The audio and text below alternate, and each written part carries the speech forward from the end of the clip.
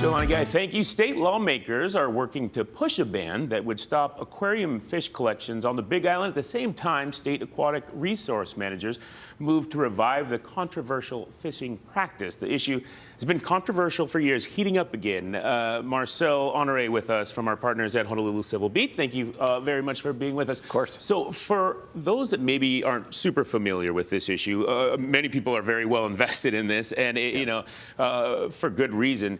Tell us what's happening right now with this ban. The way I understand it, we just talked about this before we went on, it's technically not legal, or it is, but you really, to do aquarium fishing, you really have to jump through a lot of hoops currently, correct? Right. There's been a lot of court battles over this in the last decade or so, and one of the things that's come out of that is that anybody who wants to do aquarium fish collecting has to do produce like an environmental impact statement, very detailed, very costly.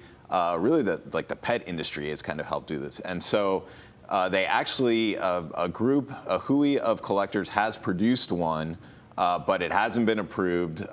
So yeah, it's technically legal right now.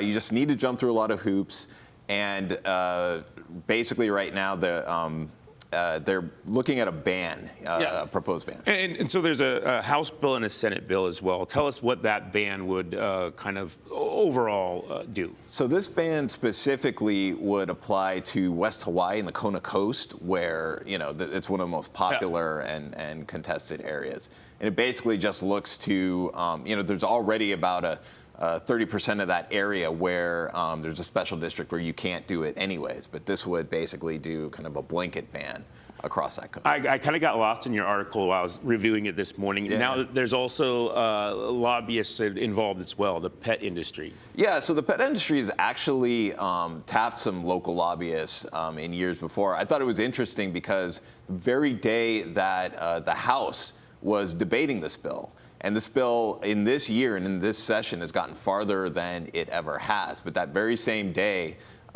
you know, the records show that the pet industry once again kind of tapped the lobbyists and probably said, hey, I think we're going to need their services here. Relatively powerful, are they? Yeah. This is one of the, like Oshiro, and I believe it's the Capital Group. They're one of the big players. So timeline for both of those bills and when we could see this moving forward or dying in the legislature? Yeah, so right now it's really mainly one bill that was in the House but moved to the Senate.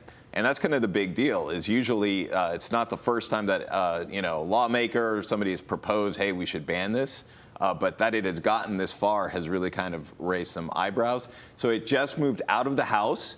And it has been accepted and passed in first reading in the Senate. It does have some hurdles to jump through in the Senate. It's going to have 4 different committees that it needs to go through, and that's usually a sign that it's got some some obstacles. For the everyday person, it might not, you know, be a big deal, but for folks that are in that industry, make a living, and then there's also implication for the reef as well. If you want to read the full article at Honolulu Civil Beat, you can go to their website. Marcel Honoré, thank you for being with us this morning. Yeah, we'll take a quick break, and we'll be right back.